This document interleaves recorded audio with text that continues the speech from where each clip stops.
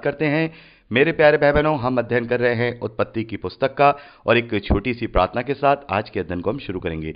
Hallelujah. धन्यवाद पिता परमेश्वर, धन्यवाद करते हैं आपके अद्भुत रीति वाले प्रेम के लिए जो आपने अपने इकलौते पुत्र को देकर हम सभी पर प्रकट किया। धन्यवाद करते हैं महान पिता परमेश्वर, आपके अनुग्रह, आपके महान प्रेम, आपकी तमाम आशीषों के लिए। धन्यवाद करते हैं इस बाइबल स्टडी प्रोग्राम के लिए जिससे हम आत्मिक रूप से आशीषित हो रहे हैं।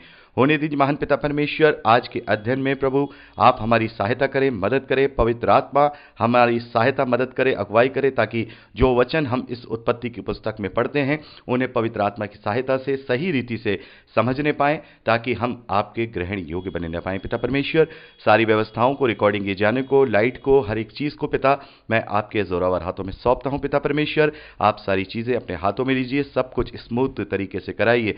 पिता परमेश्वर, एक बार फिर से सभी कुछ आपके हाथों में सौंपता हूं, सारा आदर देता हूं, सारी महिमा देता हूं और इस प्रार्थना को यीशु के सामर्थ्य और मीठे नाम में मांगता हूं, आमीन। मेरे प्यारे भाई बहनों, अब तक हमने उत्पत्ति की पुस्तक में उसका 6ठा अध्याय और उसके 8वें वचन तक का अध्ययन किया था डिटेल में, और मैंने आपसे 9वें वचन से लेकर के लास्ट 22वें वचन तक को पढ़ने के लिए कहा था। आशा करता हूं कि आपने इसे पढ़ लिया होगा। तो मेरे प्यारे भाई बहनों, हम देखते हैं कि बहुत सारी गड़बड़ियां इस धरती पर पाई जा रही थी। अलग अलग तरीके से जो वंश था वो मनुष्य का वो बिगड़ रहा था, जैसा कि हमने 6ठे अध्याय पहले वचन से लेकर 8वें वचन तक पढ़ा, और मनुष्यों में बहुत ज़्यादा बुराई बढ़ गई थी। एक तरीके से देखा जाए तो सारा ही निज़ाम परमेश्वर का यहाँ पर अलग तरीके से और बिगड़ा हुआ नज़र आ रहा था। इस कारण से ज़रूरी था परमेश्वर के लिए, क्योंकि परमेश्वर ने मनुष्यों को या आदम को जिस कारण से रचा था वो प्रायोजन पूरा नहीं हो रहा था, और पूरी रीति से जो मानव जाति है वो गलत गलत तरीके से, गलत संगति में और बुरे बुरे पापों में फंस चुकी थी। तो यहाँ पर परमेश्वर ने ये डिसाइड किया कि एक बार फिर से जो मेरा निज़ाम है, जो उसकी व्यवस्था है, वो मनुष्यों में ठीक रीति से पूरी करे। और वहाँ पर परमेश्वर ने शेत के वंशज, यानी कि आदम का जो तीसरा पुत्र का नाम यहाँ हम देखते हैं शेत के वंशज नूह को चुना, क्योंकि नूह धर्मी थे और वो परमेश्वर को मानने वाले थे, यहोवा को मानने वाले थे। और परमेश्वर ने चुना कि उनके परिवार को छोड़ बाकी सब पूरी रीति से अधर्म में लिप्त हो गए हैं, और परमेश्वर ने यहाँ पर एक बार धरती को पूरी रीति से जल प्रलय के द्वारा नष्ट करने का यहाँ पर मन बनाया। तो मेरे प्यारे भाई बहनों, जैसा कि मैंने आपसे कहा था कि आप इसे पढ़ लीजिएगा, तो आपने इसे पढ़ लिया होगा। परमेश्वर ने यहाँ पर नूह को चुना और उससे कहा कि एक जहाज़ को बनाओ, और उसमें 3 कंपार्टमेंट है, पूरा इसमें दिया गया है, और अभी 7वें अध्याय में भी हम देखेंगे। और परमेश्वर ने कहा कि जो भी पशु पक्षी हैं उन सब के जोड़े लेकर के उसमें रख लेना, और तुम अपने परिवार में अपने बेटों को और अपनी बहुओं को और अपनी पत्नी को लेकर उसमें चले जाना, और उसके बाद जल प्रलय आएगा। तो मेरे प्यारे भाई बहनों, ये जो जल प्रलय है एक तरीके से ये रैप्चर को भी इंडिकेट करता है।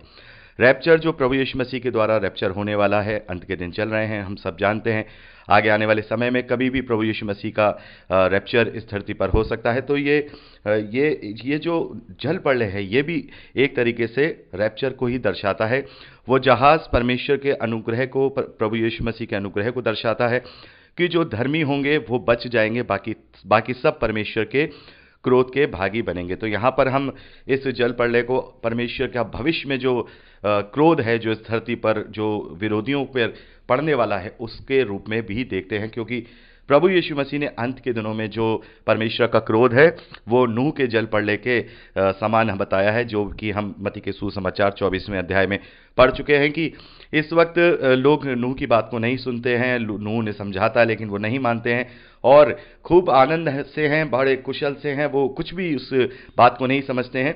तो वहाँ पर केवल विश्वासी और धर्मी यानी नूह और उसका परिवार ही बच पाता है, बाकी सब उस जल प्रलय में नष्ट हो जाते हैं। तो अब बात करते हैं 7वें अध्याय की।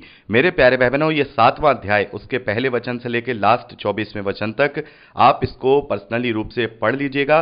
बहरहाल मैं आपको पूरा कंक्लूजन के रूप में इस अध्याय को समझा रहा हूं, और आप इसको अगर डीपली और अच्छे से पढ़ना चाहते हैं कि कैसे कैसे क्या क्या हुआ, तो आप इसको पर्सनली रूप से पढ़ सकते हैं। वैसे तो जो मैं आपको बताऊंगा उसी में आप सारी बातें समझ जाएंगे। तो यहाँ पर हम पहले वचन से जब पढ़ते हैं तो वहाँ पर परमेश्वर नूह से कहते हैं कि तुम अपने सारे घराने को घराने समेत जहाज में आ जाओ और पूरी धरती पर जो पशु पक्षी हैं उनमें से जो शुद्ध पशु हैं उनके 7-7 जोड़े ले लो, और जो अशुद्ध हैं उनके 2-2 जोड़े ले लो। आकाश के पक्षियों के भी 7-7 जोड़े लेकर के उन्हें जहाज में रख लो, क्योंकि परमेश्वर यहाँ नूह से कहते हैं कि 7 दिन के बाद अब मैं इस धरती पर 40 दिन और 40 रात तक लगातार जल बारिश करता रहूंगा और ये पूरी धरती जल प्रलय में नष्ट हो जाएगी। जितने परमेश्वर कहते हैं मैंने प्राणी बनाए हैं, मनुष्य हैं, वो सब उस जल प्रलय में नष्ट हो जाएंगे। तो मेरे प्यारे भाई बहनों, यहाँ पर हम देखते हैं कि नूह ने वैसा ही किया, और जब नूह 600 वर्ष के थे उसके बाद उसके जो दूसरा महीना और 17वां दिन आया,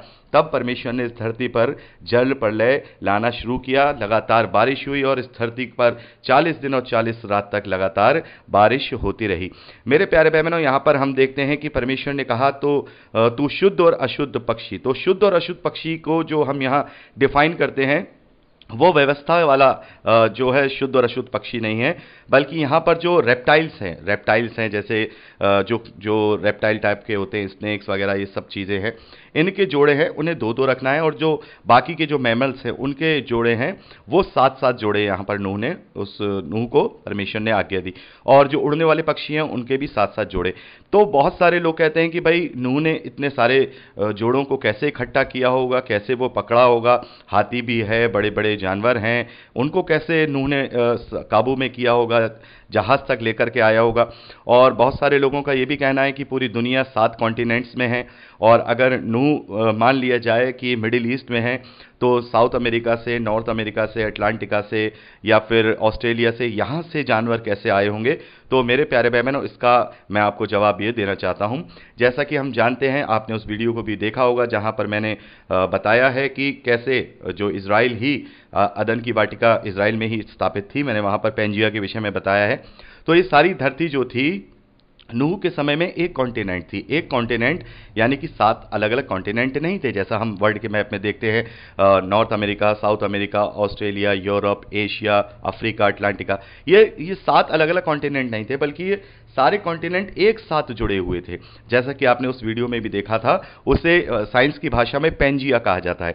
और अभी हम आगे पढ़ेंगे, नूह के वंशज प्लेग के समय में, जिसका नाम प्लेग है, उसके समय में वहां साफ तौर पे लिखा है मेरे प्यारे भाई बहनों, अद्भुत रीति से लिखा है कि ये धरती बट गई, ये धरती बट गई, ये पृथ्वी बट गई, और हम देखते हैं ये पृथ्वी 7 अलग अलग कॉन्टिनेंट्स में बट गई। अब बात करते हैं कि वो जानवर कैसे आए। तो मेरे प्यारे भाई बहनों, 7वां अध्याय 14वें वचन से जब हम पढ़ते हैं तो यहां पर लिखा है, और उनके संग एक एक जाति के सब बनेले पशु, और एक एक जाति के सब घरेलू पशु, और एक एक जाति के सब पृथ्वी पर रेंगने वाले जंतु, और एक एक जाति के सब उड़ने वाले पक्षी जहाज में गए। जितने प्राणियों में जीवन का प्राण था, उनकी सब जातियों में से 2-2 नूह के पास जहाज में गए, अपने आप गए। यहां नूह ने उन्हें पकड़ा नहीं है। आगे देखिए, साफ हो जाती है बात 16वें वचन में, और जो गए वे परमेश्वर की आज्ञा के अनुसार सब जाति के प्राणियों में से नर और मादा गए, तब यहोवा ने जहाज का द्वार बंद कर दिया। तो यहां पर हम देखते हैं कि नूह और उसके बेटों के द्वारा उन्हें पकड़ा नहीं गया है, बल्कि परमेश्वर की आज्ञा के अनुसार उनमें से जो बेस्ट जो जेनेटिक जानवर हैं या पशु हैं, पक्षी हैं, रेंगने वाले हैं, उन सब को परमेश्वर ने आज्ञा दी, उन्हें कॉल किया, और परमेश्वर जो कि उसकी ही सृष्टि का ये सारे हिस्से हैं, उसके आज्ञा को मानते हैं, वो अपने आप से उसमें वो गए, उसमें वो प्रवेश करते हैं। नूह और उसके बेटों को कुछ भी नहीं करना पड़ा। और मेरे प्यारे भाई बहनों, हम देखते हैं ये पूरा जो जल प्रलय है, कम से कम जब हम इसकी काउंटिंग करते हैं, यहाँ पर जब हम 7वें अध्याय में देखते हैं कि नूह की आयु जब 600वें वर्ष के दूसरे महीने के 17वें दिन में थे, तब ये जल प्रलय आना शुरू हुआ। और ये पूरी रीति से जल प्रलय जब जो सूख गया है, जिसमें से नूह बाहर आए हैं उस जहाज में से, तब नूह की आयु 601 वर्ष दूसरा महीना 27वां दिन था। तो इस प्रकार से अगर हम कैलकुलेट करें, क्योंकि पुराना जो महीना बिब्लिकल जो महीना है वो 360 दिनों का माना जाता है, यानी 30 दिन का एक महीना माना जाता है, तो इस प्रकार से 371 दिन बनते हैं।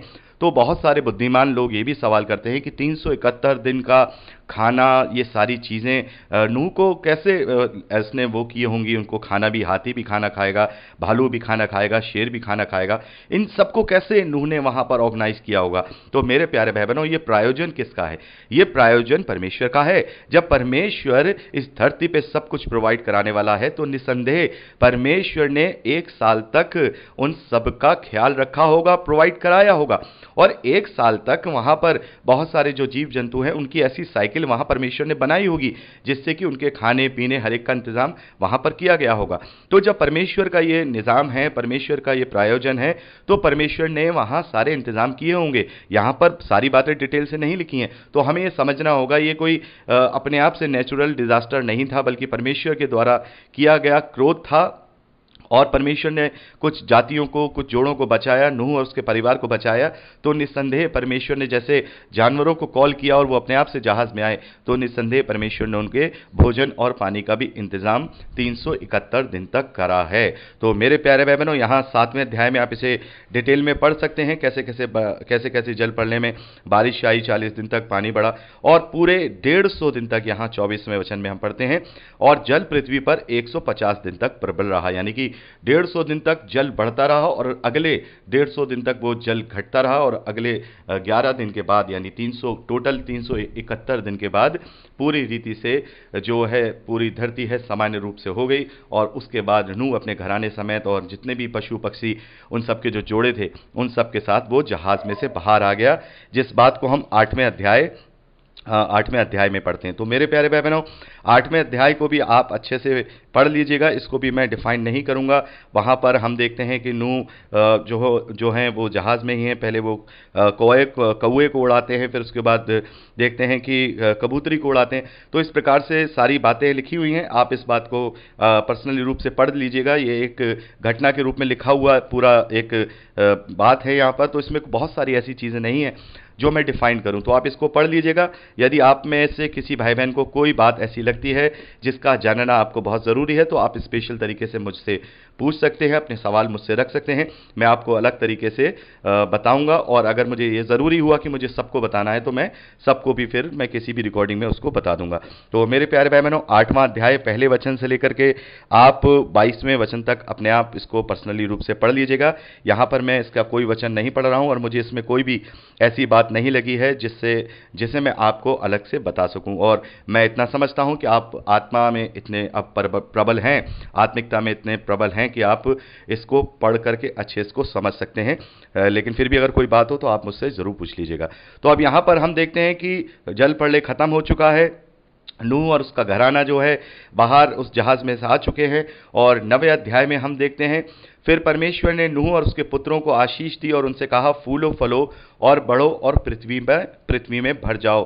तुम्हारा डर और भय पृथ्वी के सब पशुओं और आकाश के सब पक्षियों और भूमि पर सब रेंगने वाले जंतुओं और समुद्र की सब मछलियों पर बना रहेगा। ये सब तुम्हारे वश में कर दिए जाते हैं। तो मेरे प्यारे भाई बहनों, यहाँ पर परमेश्वर ने एक बार फिर से नूह और उसके परिवार को, उसके बेटों को आशीषित किया, आशीष दी कि अब जाओ इस धरती पर, जैसे आदम को परमेश्वर ने आशीष दी थी वैसे ही नूह को यहाँ पर आशीष दी है कि अब पूरी धरती पर भर जाओ और फैल जाओ और पूरी धरती को अपने वश में कर लो। सारी चीज़ें मैंने तुम्हारे अधिकार में दी हैं।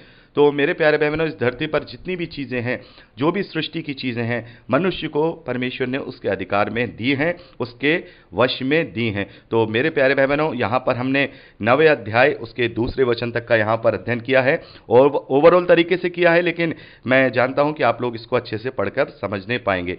तो 3 वचन से आगे का अध्ययन हम अगली रिकॉर्डिंग में करेंगे। प्रभु आप सबको बहुत आयत की आशीष दे।